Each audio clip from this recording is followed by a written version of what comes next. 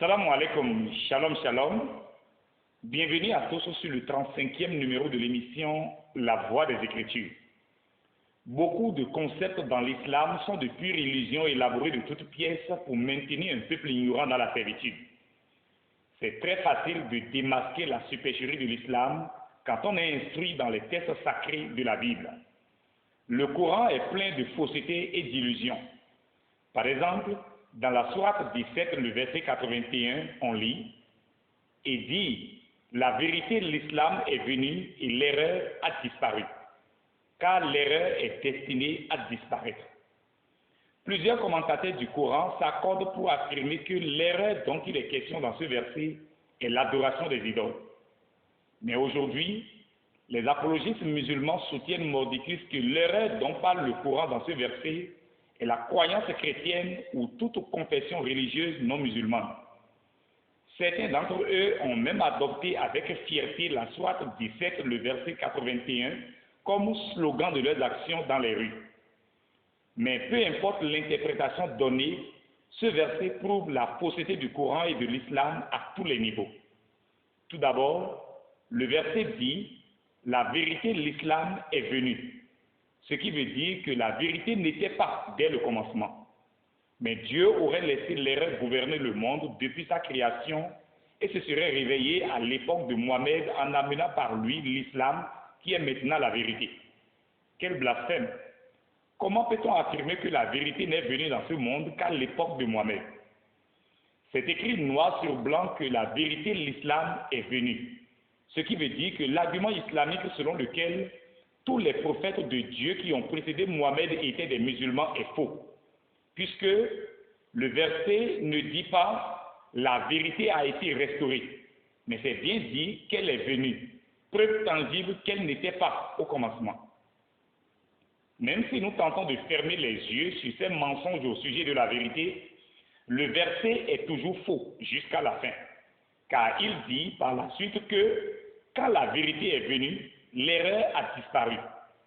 Si l'erreur est l'adoration des idoles, comme le disent les commentaires du Coran, nous savons que l'adoration d'idoles est plus que renforcée dans le monde aujourd'hui avec toute forme d'initiation à la magie.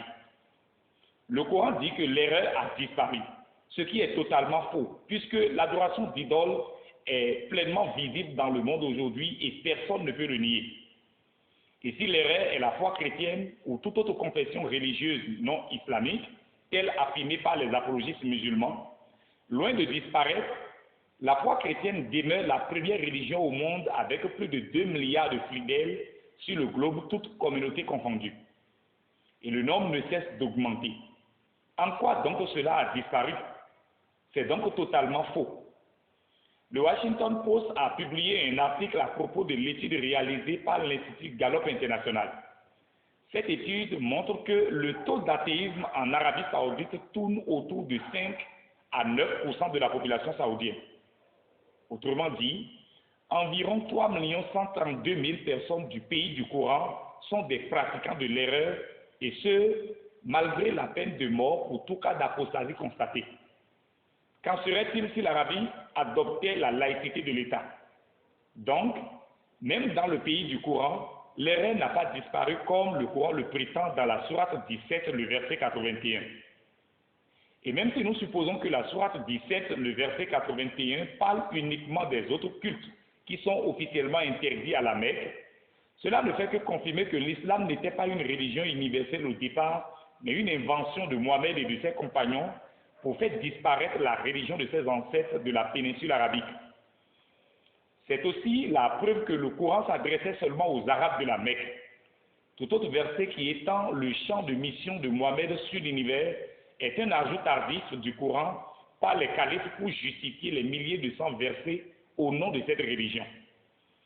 Les apôtres de Jésus ont prêché ce qui était dès le commencement et qui a été révélé. Dans Jean 1, le verset 1 à 3, l'apôtre Jean dit « Ce qui était dès le commencement, ce que nous avons entendu, ce que nous avons vu de nos yeux, ce que nous avons contemplé et que nos mains ont touché concernant la parole de vie, car la vie a été manifestée et nous l'avons vue, et nous lui rendons témoignage et nous vous annonçons la vie éternelle qui était auprès du Père et qui nous a été manifestée. Ce que nous avons vu et entendu, nous vous l'annonçons à vous aussi, afin que vous soyez en communion avec nous. Or, notre communion est avec le Père et avec son Fils Jésus-Christ. Donc, Dieu le Père Tout-Puissant avec son Fils Jésus-Christ n'est pas un message nouveau apporté par les apôtres de Jésus ou par les chrétiens. C'est ce qui était dès le commencement, selon les Saintes Écritures qui existaient même avant la révélation de la foi chrétienne.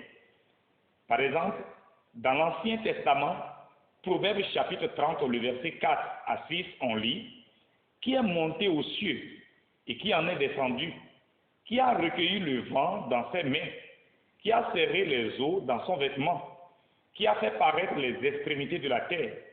Quel est son nom et quel est le nom de son fils? Le sais-tu? Toute parole de Dieu est éprouvée.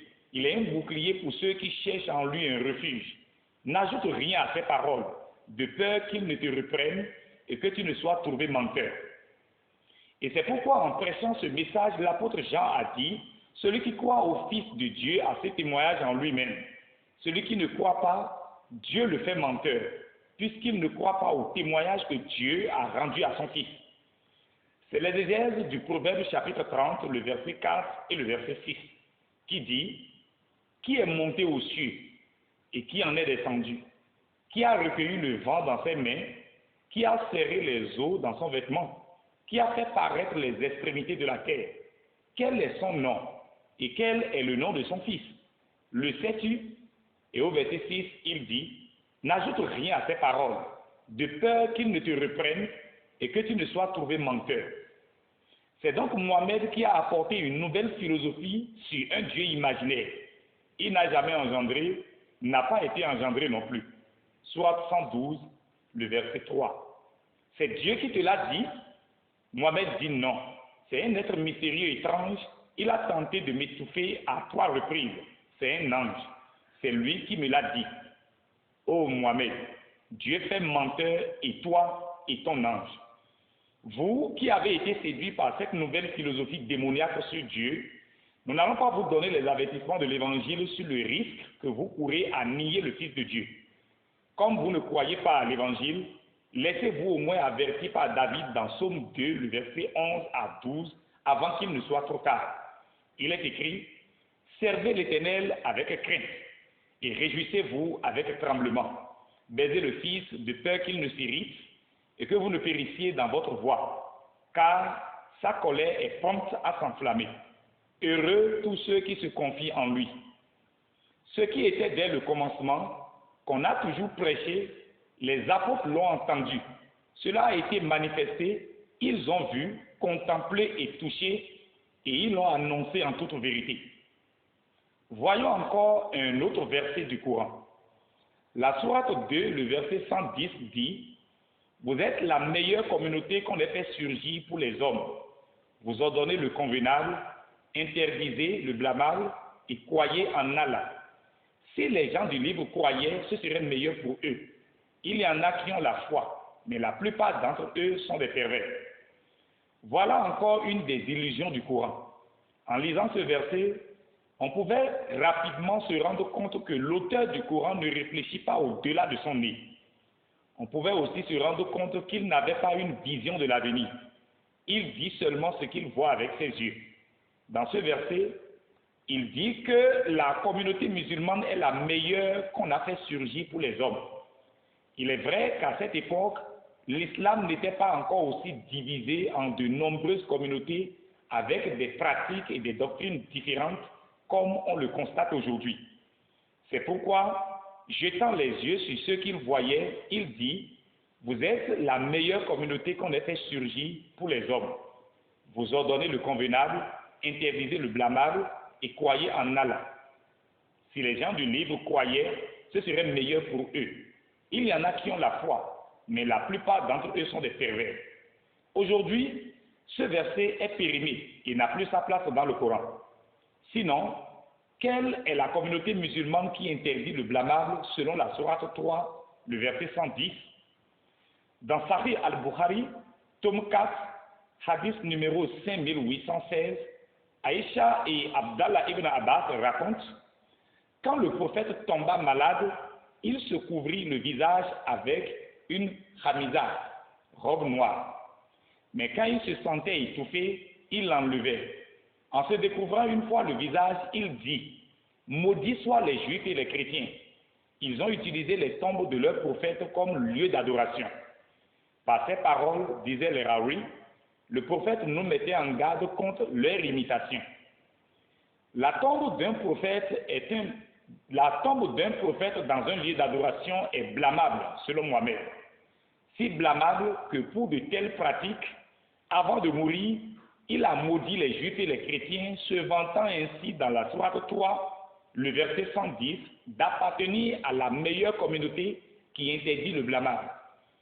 On dit souvent que celui qui n'est pas encore à l'autre bord ne se moque pas de celui qui se noie. Mohammed n'est pas un prophète. Il ne sait rien de l'avenir. Aujourd'hui, que voyons-nous? Tout le peuple saoudien agrée le blâmable pour lequel Mohammed a maudit les Juifs et les chrétiens en mettant sa propre tombe dans la grande mosquée, lieu d'adoration de Médine, et les pèlerins vont pour y pleurer. Où est la meilleure communauté qui interdit le blâmable selon la sourate 3, le verset 110? Selon donc la sourate 3, le verset 110 et les propos de Mohammed rapportés par l'imam Bukhari dans son Sahih, tout le peuple saoudien est un état de mécréants qui n'interdisent pas le blâmable. Après la mort de Mohammed, l'islam s'est divisé en 3 grands groupes. Les sunnites, qui sont les plus nombreux derrière les califes Abu Bakr, Omar et Ousmane, les chiites minoritaires derrière Ali et les kharijites. Chaque groupe se considère comme la meilleure communauté qu'on ait fait surgir pour les hommes et les autres, les pires des communautés dans l'islam. La déchirure est si grande au point où les chiites ont construit leur Kaaba à part en Irak pour accomplir le Hajj, c'est-à-dire le pèlerinage.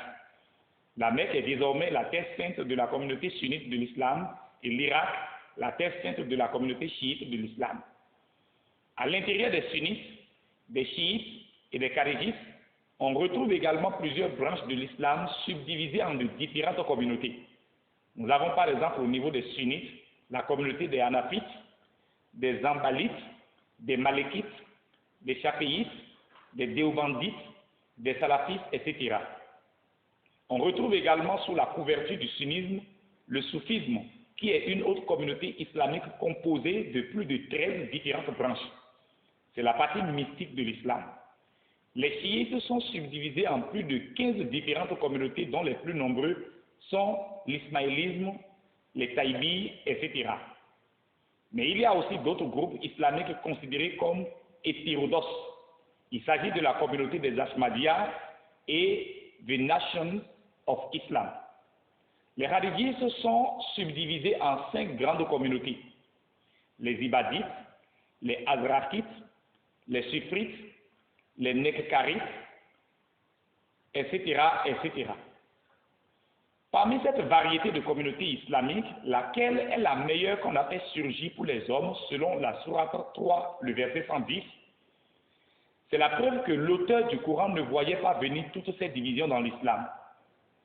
Glorifier une communauté est une absurdité car cela sous-entend que le salut est une affaire d'ensemble et chaque membre de la communauté réagisse de la même manière avec le même niveau de foi, de compréhension, de conviction, de pensée, d'obéissance et développent tous la même conduite dans la société, ce qui est quasiment impossible. Peu importe le niveau d'excellence d'un peuple dans n'importe quel domaine de la vie, une communauté est un ensemble hétérogène d'individus. Il est donc quasiment impossible qu'en matière de foi, chaque membre de la communauté ait la même compréhension, le même niveau de foi et d'obéissance. Certains peuvent développer leur propre philosophie tout en prenant comme couverture le nom de la communauté. D'autres peuvent s'identifier à la communauté par une partie de la doctrine, etc., etc. Pour le Christ, le salut est une affaire personnelle et non d'une communauté qui se revendique être de lui. Tout dépend de l'obéissance de chacun. Impossible de se cacher derrière une communauté pour faire ce qu'on veut. C'est pourquoi, dans ses enseignements, il emploie toujours la conjonction conditionnelle. Dans Matthieu chapitre 7, le verset 21, Jésus dit « Ceux qui me disent Seigneur, Seigneur n'entreront pas tous dans le royaume des cieux, mais celui-là seul qui fait la volonté de mon Père qui est dans les cieux. Le Seigneur Jésus est en train de montrer par là qu'une communauté peut se revendiquer être la sienne. Seul celui de cette communauté qui fait la volonté du Père est qualifié comme son disciple. Il montre aussi par là qu'il peut y avoir aussi des hypocrites désobéissants qui se servent de la communauté comme couverture. Le Christ n'est pas venu pour une communauté, mais il s'adresse toujours à chaque individu sur terre. Celui qui croit en moi, celui qui écoute mes paroles, celui qui les met en pratique, quiconque veut venir à moi, etc., etc. Pendant son ministère terrestre, alors qu'il n'y avait pas encore différentes communautés chrétiennes comme on peut le constater aujourd'hui, Jésus dit dans Luc chapitre 17, le verset 1, ceci: « Il est impossible qu'il n'arrive pas des scandales, mais malheur à celui par qui ils arrivent. » Dans Matthieu 13, le verset 41, il précise que le scandale sera introduit dans son royaume par certains qui se réclament être de sa communauté. Jésus a aussi prédit dans Matthieu 24, le verset 24, que dans les temps de la fin, beaucoup de ceux qui le suivent en toute sincérité seront séduits par l'apparition de faux Christ et de faux prophètes.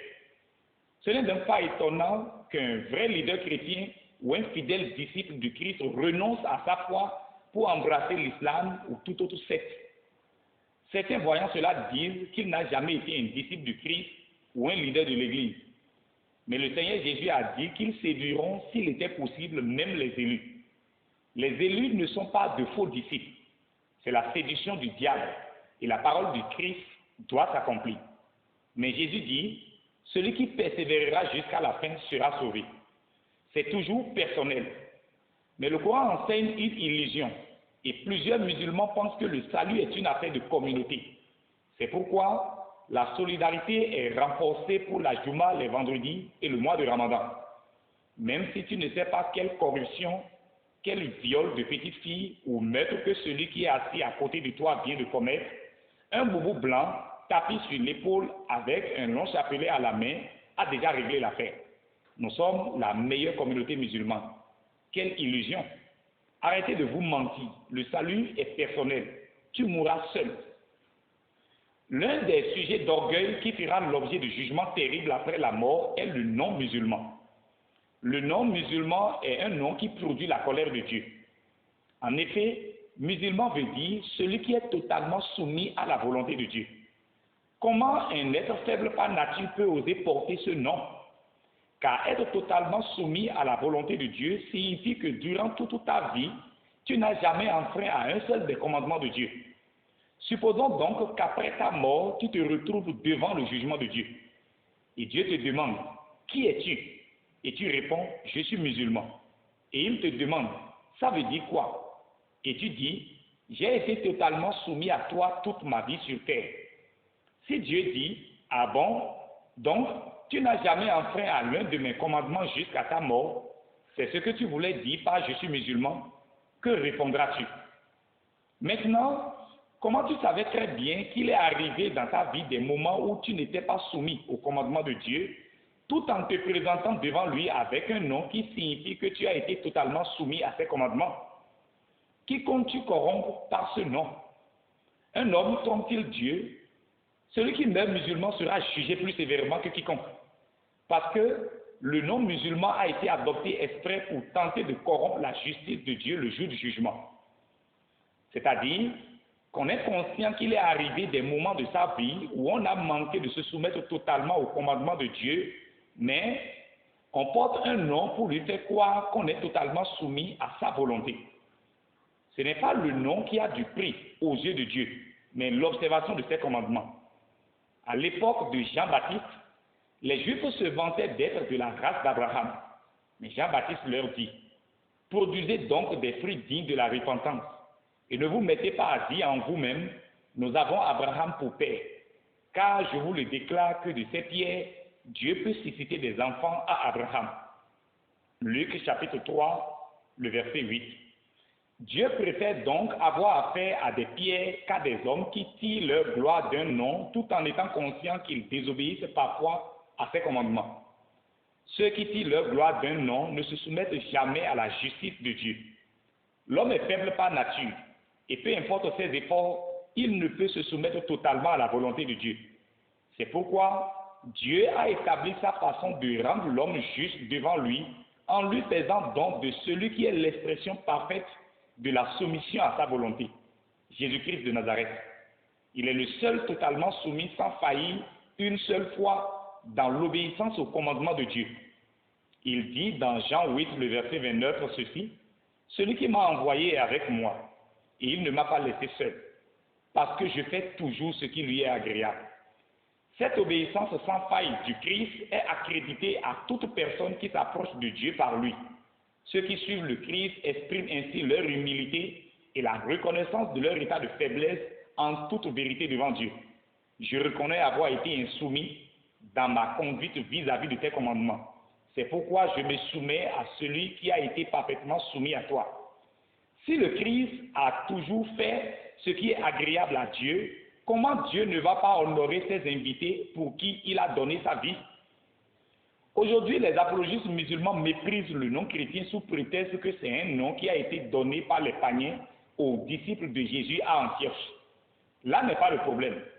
Mais ils tirent cette information dans le livre des Actes des Apôtres. Et c'est dans le livre des Actes qu'il est écrit au chapitre 4, le verset 11 à 12, que Jésus est la pierre rejetée par vous qui bâtissez et qui est devenue la principale de langue.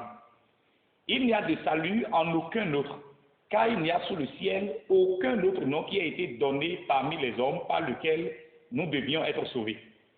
Sur la base de quoi il faut croire ce qui est écrit dans Acte 11, le verset 26, et nier ce qui est écrit dans Acte 4, le verset 11 à 12. Si le nom chrétien est impur, alors pourquoi Allah emprunte aussi ce mot des païens pour désigner les disciples de Jésus dans le Coran? Les musulmans vivent dans une grande illusion, tirant ainsi leur gloire d'un nom qui est sous le jugement de Dieu. Arrêtez de vous faire appeler musulmans, sinon vous serez jugés plus sévèrement. C'est de l'hypocrisie. Dans la pensée d'un musulman, le nom fait partie de la foi.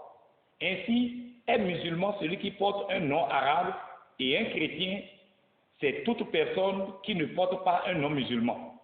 C'est pourquoi quand un musulman dit « les chrétiens », il est juste de lui demander « qui toi tu appelles chrétien ?» Le nom importe peu dans la foi. Un musulman est tenu de se faire appeler Abu Bakr, Abu Huraira, Umar, Ali, Ousmane, etc. Mais ce qu'il ignore est que ses compagnons de Mohammed étaient des idolâtres et n'ont jamais changé leur nom après avoir embrassé l'islam. L'autre chose est que les noms comme Moussa, Youssouf, Daoud, Ibrahim, etc. ne sont pas des noms musulmans, mais ce sont des noms bibliques des Juifs qu'on a arabisés. Moïse est devenu Moussa, Joseph, Youssouf, David, Daoud, Abraham, Ibrahim, etc.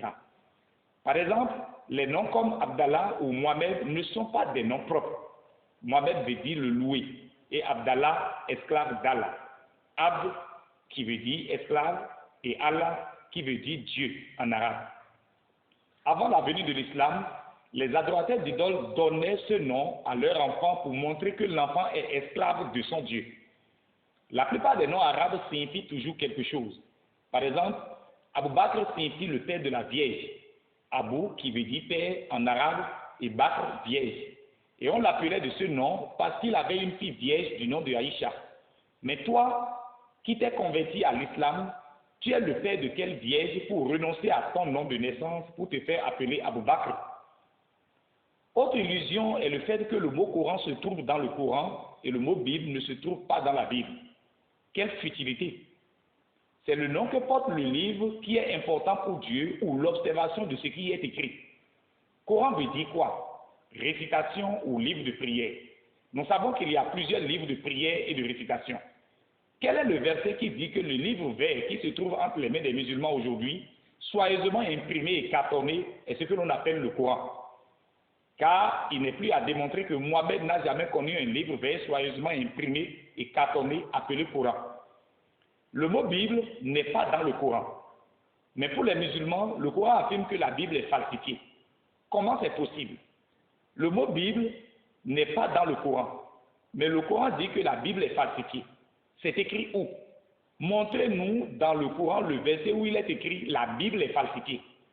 Aussi, suffit-il de trouver le titre d'un livre à l'intérieur du livre pour certifier qu'il vient de Dieu? Le mot dictionnaire se trouve à l'intérieur du dictionnaire.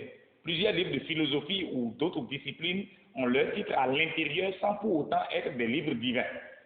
C'est une absurdité. Voilà autant de faussetés et d'illusions du Coran qui empêchent les musulmans de découvrir la vérité de l'Évangile pour être sauvés. Le Coran vient d'en bas. Il n'y a rien de divin dans ce bouquin inventé de toutes pièces par les besoins du 7e siècle. Mais les brebis du Seigneur entendront sa voix et en sortiront pour leur salut. Shalom à vous tous et à très bientôt. Nos contacts sont plus 229 61 73 45 32 ou plus 229 67 28 54 27.